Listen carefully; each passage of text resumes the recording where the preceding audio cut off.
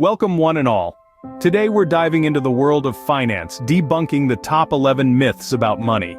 You might be surprised to find out that some of the things you've always believed about money are actually misconceptions. So buckle up as we navigate through the financial maze and uncover the truth about money. First up, the age-old saying, money can't buy happiness. But let's take a moment to dissect this well-worn adage. Is it entirely accurate?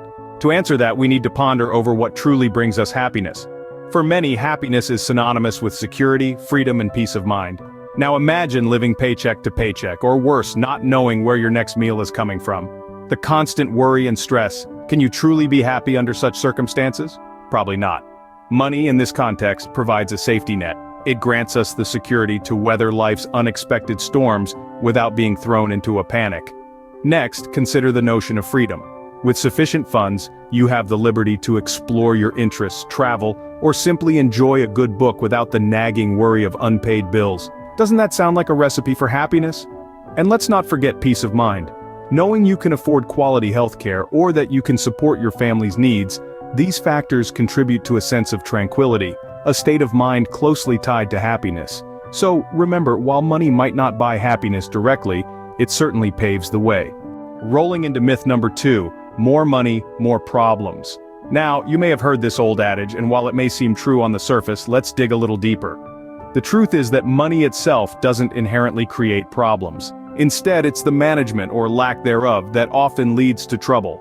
If you're not careful, an increase in cash flow can lead to an increase in spending, creating a cycle of never having enough. So it's not the money that's the issue, it's the mindset. Think about it. If you can't manage a small amount of money effectively, how can you expect to handle a larger sum? The key is to learn how to budget, invest, and save no matter how much money you have. Understanding the value of money and knowing how to use it wisely can lead to financial stability and even wealth, regardless of your income. So it's not about having more money, but about managing it wisely. Myth 3 on our list, you need money to make money. Now, this is a common misconception that can keep potential entrepreneurs stuck in a financial rut. Sure, having capital can help, but it's not a necessity to generate wealth. In fact, many of the world's most successful businesses started from virtually nothing. Think about it.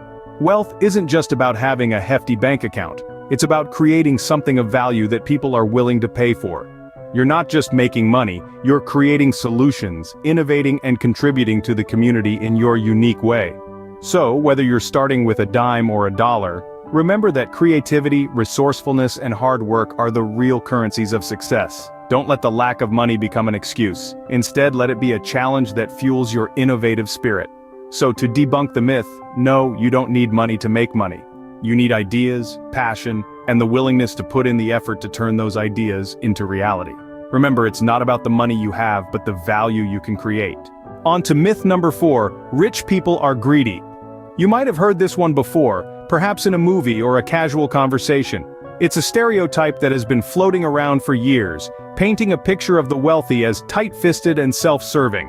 But let's debunk this, shall we? Let's begin by highlighting the philanthropic efforts of some of the world's wealthiest individuals. Take Bill Gates, for instance. The co-founder of Microsoft has pledged to give away the majority of his wealth to charitable causes through the Bill and AMP, Melinda Gates Foundation.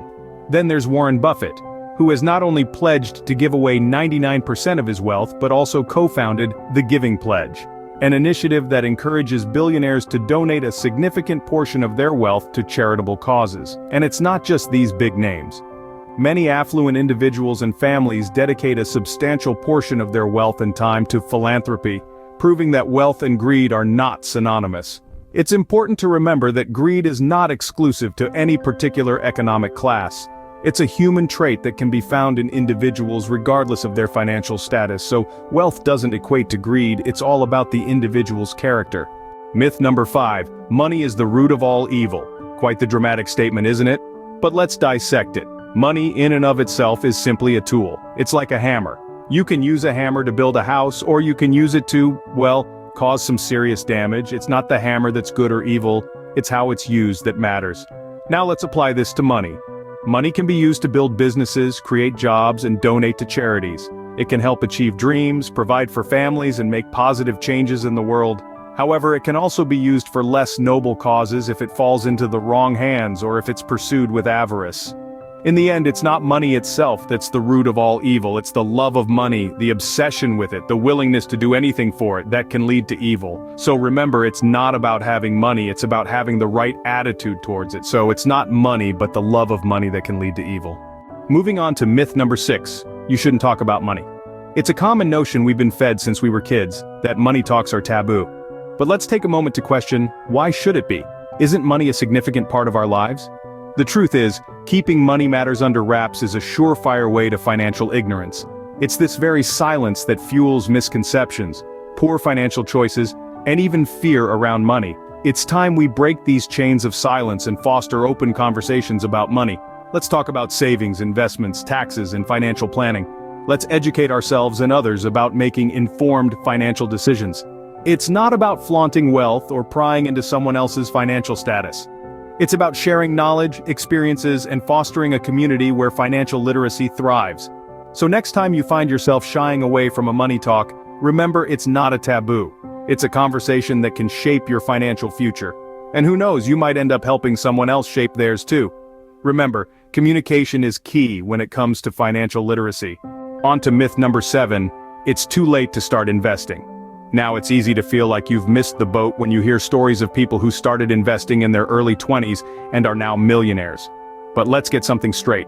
It's never too late to start investing.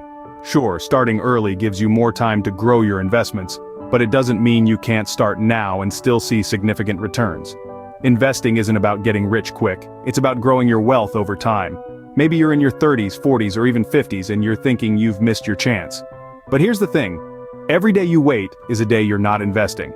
And that's a day you're not growing your wealth.